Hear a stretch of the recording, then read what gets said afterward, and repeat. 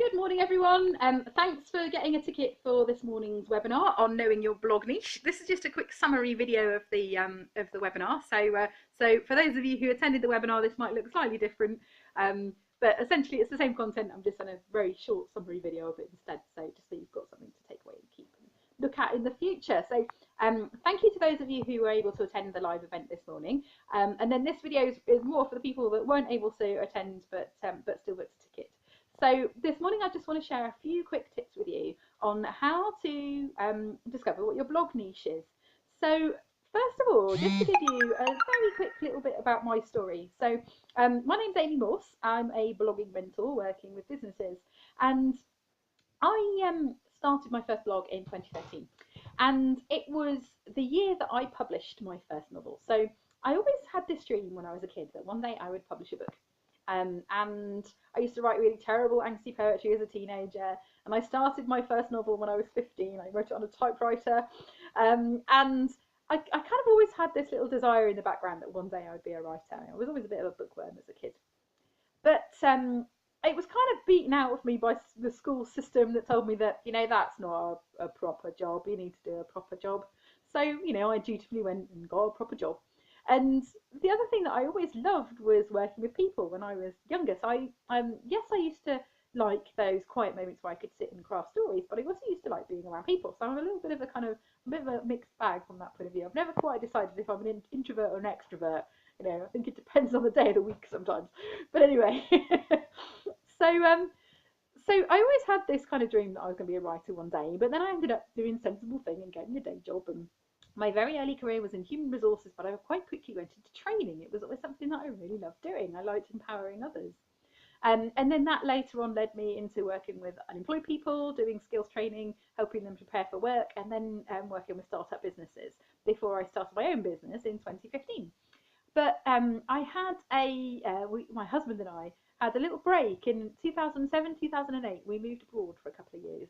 We set up a little property company in Bulgaria, and it was at that point that I rediscovered my love of writing non-fiction. I hadn't really written much in all those preceding years from leaving school, really, the odd poem or short story, but never anything serious, really. And I had this idea when I was overseas, and I started to write books again. And I actually wrote 4 novels while I was living overseas, but it was the fourth one that I thought was probably the most commercially viable one. And in a sense, I had to write the other 3 books to learn how to write a book. So when we returned to the UK in 2010, having run out of money, I spent the next few years sort of finishing that book and, well, at least getting it to a kind of a basic first draft stage. But in 2013, that was the year I decided that I was going to publish that book. And I set myself a goal that I wanted to publish it for the Christmas of that year, and my New Year's resolution was to do one thing every day towards that goal of becoming a published author. And so what I did was started a blog, and I would do my one action and then blog about it once a week. So I would blog my 7 actions once a week, and actually what that ended up doing was accelerating the publishing process, and I ended up publishing the book in the June of that year instead. So originally, when I started my first blog, I wasn't really thinking about who would be reading it. It was more for me. It was to hold myself accountable. But once I started the process, I very quickly started to realise that I was growing a particular type of audience. People who were on a similar journey as me, people who were appreciating the first 6 months or so, which was that process of getting ready to publish, and then the second 6 months of the year was actually marketing the book. So there was a niche, if you like, there of other aspiring writers, I suppose, who were on that journey, were about to embark on that journey, were looking for inspiration, that kind of thing. So it became quite a niche blog from that point of view. But also, through that process of blogging about my writing and building my author profile as a writer, I've now got 4 books published as Amy C. Fitzjohn. And I'm sort of started working on my next novel, but that's a little way away. So I kind of drove my author business. Ended up becoming a part-time business, I suppose, on my day job as a business advisor. I drove that through writing blogs. And actually, as a writer, blogging is amazing because it's like you get to do all that business and marketing stuff, doing the thing that you're going to do anyway, which is writing. So yes, that works quite well for me.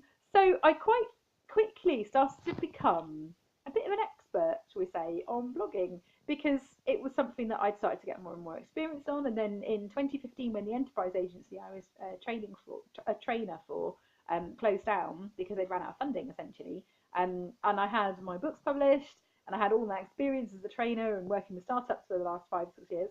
I started my own consultancy business, and at that point, I also started a new blog as well. So I now host 2 blogs. One on my Learn to Love Your Words website, which is the name of my business now, and one on my Amy C. Fitzjohn website, which is my author blog. So that's kind of my story, I suppose, slightly when it comes to blogging. And so when I first started blogging, my niche was very much appealing to people who were on that book writing journey, who were looking for tips around self-publishing, who were looking for marketing tips, who were looking for tips and advice on how to actually get their books published, that kind of thing. So that became my niche. So from the point of view of how that relates to your business, I'm just going to start by just defining a niche, really. So there are kind of 2 phrases that you may have come across. If you ever done any kind of business training, you'd have heard these. So the first is niche, which we've mentioned. Then the second is USP, which stands for unique selling point. Now, when it comes to your business, it sort of starts with knowing why you're different. Why would people come to you as opposed to somebody else? Because actually, when you think about it, I mean, there are 40 million books on Amazon, so there's millions of authors out there. There are plenty of people out there who do blogging, mentoring, who kind of train people on writing and things like that. There's lots of those sorts of businesses around. There are plenty of personal trainers, plenty of coaches, plenty of careers advisors. Whatever it is that you do as a business, the chances are there are plenty of other people doing broadly similar work to you, made in broadly similar kind of ways. So actually, it's really hard to say why you're unique. And to be honest, the only thing that is truly unique about your business is you. And what makes you you is your story. So I just gave you a little whistle stop of my story. So that's kind of what's different about me. I've gone through on a journey of being an author, being passionate about writing, but also being passionate about training and empowering others, and become kind of an expert as in blogging on that journey. And having been a trainer working with startup businesses for many years, I'm really passionate about supporting small businesses. And actually, for me, it's very much about empowering people to use their blog as the kind of the spine, I suppose, if you like, of all of their marketing. So all their content marketing kind of starts with a blog. So that's kind of what makes me unique. And that's sort of my USP, if you like, is that I'm a writer, but I'm also come from a business and training background, and I kind of brought the 2 things together. So that's my USP, and that's an internal thing about me. A niche is where that fits externally. So where does that fit in the external marketplace? So my niche, if you like, is I work with businesses who are using blogging to promote their business. I don't work with lifestyle bloggers who want to make money by, selling mascara or whatever, for other people, or promoting other people's products, or getting free food or whatever in restaurants. I work with people who are using their blog as the linchpin of their content marketing to grow their business. And for those people, it tends to be service businesses, because it's people who are selling their expertise rather than a thing. So that's sort of my niche. That's where I fit, if you like. So the difference between a USP and a niche is kind of USP is internal, niche is external, and you need to know what's different about you and be confident about telling your story and where you are before you can make a decision about how that fits into the external marketplace, if you like. So that was my first thing I just wanted to share with you, really. It's just that difference between a niche and a USP. One of the questions, the first question I think I asked in the write-up on this on the information on this blog was, what is a niche and why should you care? So we've talked a little bit about what a niche is. It's what's different about the marketplace. Why should you care? Because actually you need to find where you fit. You need to find your tribe. You need to find the people that are interested in what you do, that resonate with your story, and are interested in what you have to say. Now, just to kind of elaborate on that slightly, we could all say everybody is our customer. And actually, when somebody says to me, when I say who's your customer, and they say everybody, part of me dies, because it just isn't true. We could say that, but actually in reality it isn't true. So just as an example with my books are available on Amazon. You can get them ebook, you can get them paperback. I could sit and I could look at you in the eye and I could say everybody is my customer, because anybody can buy my book off Amazon. not really true. I mean, potentially they could, I suppose, but it's not really true. It's certainly not a marketing kind of tactic to be able to go around saying that. Because actually, when you think about it, just narrowing that down even a little bit, you very quickly start to realise that not everybody is your customer. So straight away, anybody who doesn't have internet access, like even though potentially anyone around the globe could buy my books, like if people haven't got access to the internet and they're not buying stuff off Amazon, then they're not my customer. I'm not going to reach them. So why would I try and target those people? It's ridiculous. You know, they're not going to see, they're not going to be able to access what I do because they don't have access to the internet. So I know that's a slightly peculiar way of looking at it, but it's so true. It's like straight away that eliminates anybody who doesn't use the internet, and that isn't necessarily people in countries where they can't get decent internet access. There's plenty of people who just don't use the internet. My mum doesn't use the internet at all. She's a reader of mine, but only because I give her paperback books for Christmas and things like that. But she would never buy a book off the internet because she doesn't have a clue how to use a mouse, let alone get on the internet. So actually, not everybody has internet access. Also, my books are in English. So at the moment, they're not translated into any other languages. It might be one day, but right now, they're only available in English. So again, anybody who doesn't speak English is not my customer. So there's no point me targeting people in countries that aren't English speaking because they're not going to want to buy my product because they don't speak my language. But even so, even if I can narrow that down to anybody who speaks English who can access the internet could potentially buy my book, it still isn't true because actually not everybody reads for pleasure. So, like my dad, another example within my family. My mum is an avid fan of my books, paperbacks. I'll give her a paperback. She loves them. She'll pester me. She's always on at me. When's your next book out? My dad, on the other hand, even though he wants to support me, I'm his daughter and all the rest of it, he's proud that I'm a writer and all that. He's never read a book in his life, not since school anyway. He doesn't read fiction novels. It's not something that he does. I'd say he's never read a book in his life. It's probably an exaggeration, but he wouldn't go and buy a book and read it for pleasure. It's just not something he does with his free time. Reading is not an enjoyment of his necessarily. He doesn't want to do it. Much more practical than that. So actually, straight away in my family, there are people that aren't my customers, kind of thing. And one of the things you can kind of guarantee when you start businesses is at least your friends and family will buy your stuff just to help you out, but not even then. So actually, I mean, I know that I'm being slightly kind of facetious about it, but it's very true. It's like everybody is not my customer, and that is the same for every business. Everybody is never your customer, and if you try and please everybody, you're just gonna be nothing for anyone. You're just going to be wishy-washy, aren't you? That's just rubbish. Nobody's interested in that. That's not going to fire anyone's passion. That's not going to get anybody throwing money at you and banging down your door for your next product. And this isn't, people aren't interested in that. So actually, you need to think about who really is interested in what you do and who is really interested in your story and the story behind why you do what you do. So everybody is never your customer. I've talked a little bit about the difference between a USP and a niche. On the full webinar, I gave a little example about just how you can think about your niche from an external point of view. So here in the UK, we have a whole range of different supermarkets. I'm sure it's probably the same in most of the countries as well, where people shop in supermarkets.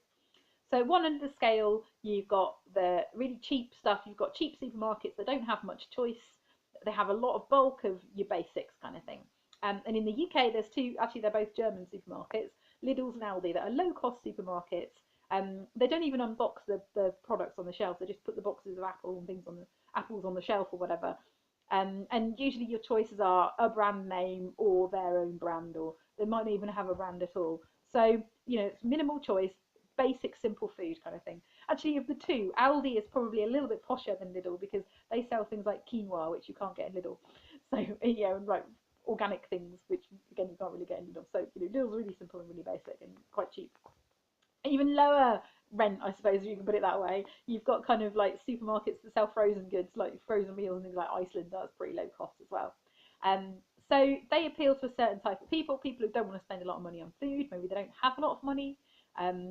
Maybe they just want basic food. They don't necessarily, they're not worried about it being all fancy packaging and all the rest of it. And then at the very extreme end of the scale, you have your Fortnum and Masons, your Harrods, the Queen shops in Harrods kind of thing. This is like full on upper class, kind of like really wealthy people shop there kind of thing. Like most people wouldn't shop there. You might occasionally go in there as a tourist just for fun and buy something cheap, but you wouldn't buy your weekly groceries in Harrods necessarily. Most normal people wouldn't. It's quite a small percentage of the population who would. And then you've got kind of a little bit further down the scale, a little bit more achievable people, you've got Waitrose, which is kind of a fairly middle class kind of a supermarket. And then you've got your Sainsbury's, which is kind of just not quite as middle class as Waitrose. It's a little bit cheaper, but it's still, they have a massive range of different products and things like that. I was in a Sainsbury's the other day and I was just boggled by the whole bean section. I was like, I just want a can of black beans. I don't need all these other things. And so you've kind of got all these different scales, and then in the middle somewhere you've got your Asda's, your Tesco's, your kind of your high volume big supermarkets that are pretty cheap. They're always competing with each other over price, but they're not as cheap as your cheap supermarkets. So that's just an illustration really for different niches. So once you know who you are and what you're good at and what you're passionate about and what's your USP, if you like, what's your story, you can then look at that equivalent of that supermarket scale and decide where you appeal to people. Are you appealing to, the landed gentry? Are you appealing to the kind of, I don't know, poverty-stricken elderly people in a poor part of your town kind of thing? Are you kind of high volume, low cost? Are you low volume, high cost? Are you somewhere in the middle? Who are you actually appealing to? Because once you can start to make those decisions, then you know who your niche is. And then you can start to craft your blog content in a way and in a voice and sharing tips and information that appeals to those particular types of people. So just to kind of, I've talked a little bit about a few different things there. So it's thinking about what's different about you, what's different about the external environment, where those two things fit. I have a little exercise for you to do so that you can start to decide who you really want to work with and who is actually reading your content. And if you can really narrow it down to a person, and I appreciate that sounds a bit counterintuitive because no business just wants to work for one customer because that's not sustainable. But that one person you're imagining is not your only customer. They represent a particular type of person. And it's not necessarily that they're a 45-year-old woman living in Somerset or whatever. It's more about their mindset. It's not necessarily about their demographic. You might look at your business and think, how can I possibly narrow it down to one person? Because I work with such a wide range of different businesses or different customers. How can I possibly narrow it down? And the answer to that is actually you need to look at what have all those customers got in common. And it isn't necessarily the industry they work in. It's what they want from you. It's the outcome they want from you. It's the need that they have. And it's also the value that they attribute to what you do and the fact they resonate with your story. So your exercise is to get a big bit of paper and divide it in half, fold it in half or something. And I would encourage you to do this physically on paper rather than on the computer or on your phone because you'll just get distracted with the screen. And there's something about using pen and paper that is more creative. It appeals to your kind of childlike brain, if you like, that kind of puts you in a slightly different mindset. So divide that page in half and on one page, just map out who you really love working with. So think about the customers that you have, and when you see their name flash up on your email or on your phone, it makes you smile, like, oh, it's that person, oh, fantastic. Or the people that you miss, if you don't work with them for a while, I think, oh, I haven't heard from such and such for a while, oh, I really miss them, I wonder how they're getting on. Those kinds of people, the people that you really love working with, the people that, it's a pleasure to work with those people. It doesn't even feel like work half the time. It might even be people that you almost consider friends. So I've got clients that I've been mentoring on their blog for a little while who I'll go out for a glass of wine with them on a Wednesday night kind of thing. It's kind of like we will hang out socially because we like each other kind of thing. I like working with them and clearly they must like working with me, otherwise we wouldn't be in that kind of situation. So think about those people, the ones that you really like working with, and think about why you like working with them. What is it about those people? What do they all have in common that makes you like working with those people? But then on the other side of the scale, think about the people that you really hate working with. The ones where you think, oh God, really? Not again? I sound like Brenda from Bristol then, didn't I? Oh, not again. Think about the people that you really can't stand working with. The ones that you see their name flash up and it's just like, oh God, they're never happy. The ones that are always complaining, they never have a positive thing to say. They take ages to pay you, or they don't even pay you at all. They're just like a nightmare. You're like, oh, really? Come on. So think about those people. I'm sure we've all got them.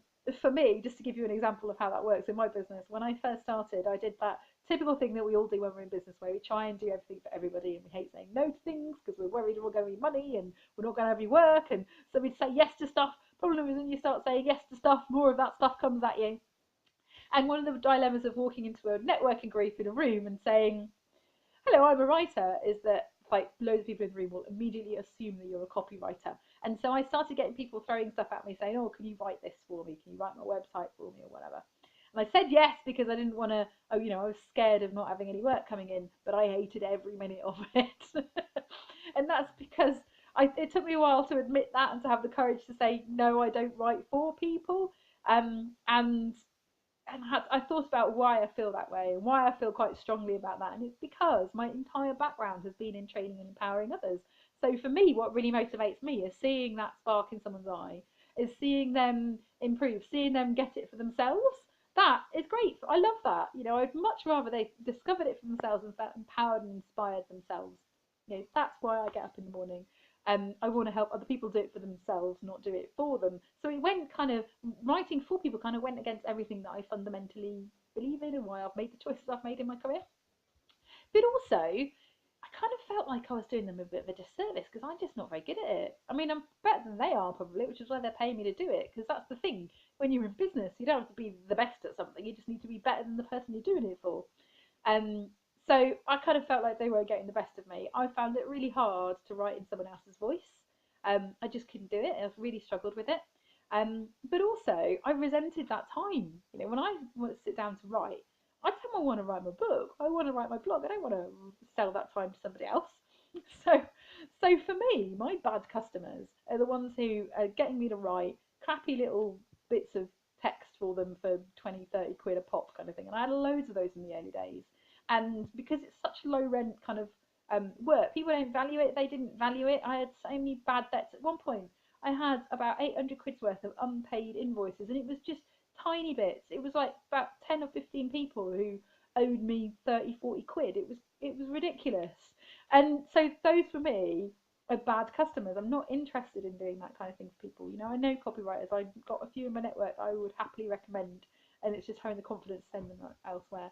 So think about the people that you hate working with and the people that you love working with. Map them out on the piece of paper and compare the two. And then think about what it is you do for each of those people. So for me, the people I love working with are the ones that want to change, that want to improve, that want to listen, that absorb knowledge, that kind of love kind of improving, and they really want to kind of develop themselves. The people that I hate working with, so I'm doing mentoring services with them, are the people that they can't be bothered to do it themselves. They'd rather just get someone else to do it for them. And so then I was offering copywriting services to those people. So actually, quite quickly, when I realised that that was the types of people I didn't want to work with, and had the confidence to do it. It's just like, I just don't offer that service anymore. You just market the service that you want to deliver, that you like delivering to the people that you want to work with and that you like working with. And be brave enough to say no to the other stuff, because it takes a while, but the stuff that you do want to do, if you're talking about it all the time, if you're doing it all the time, then more of that stuff will come your way. So do that exercise, map it out on the page, and then that will help you to decide on who your ideal customer is. And then if you look at your kind of perfect customers and why you like working with them, you can take all the traits of those different people and kind of create a fake person, I suppose, if you like, and then imagine when you're writing your blogs that you're talking directly to that individual. Or you can choose somebody that represents, so choose your favorite customer and they represent everything that you do. So write your blogs as though you're talking directly to your favorite customer, and then that will attract other people that are like that person. So that's kind of how it works. So even though in a weird sort of way it seems counterintuitive to really niche down and narrow down what you do, the more you focus on the things that you want to do, the more you'll get the stuff that you want to do. And it's just much easier for you as well, because then you're just doing the stuff you enjoy doing and you're only talking about one or two things instead of 50 different things. So there's an exercise for you. There was a few quick tips. I have got another webinar coming up later in the year. I'll send a link out with this to all the different webinars, which is having a theme for your blog. And that one pairs really nicely with this one, because once you've got a good idea of who is actually reading your content, then you can make some decisions about the theme that you're going to have for that content and how you're going to really kind of target it to that person. So that's the plan. So thanks everybody for booking tickets today, and I really hope that was helpful, and I'll speak to you soon. Cheers, bye.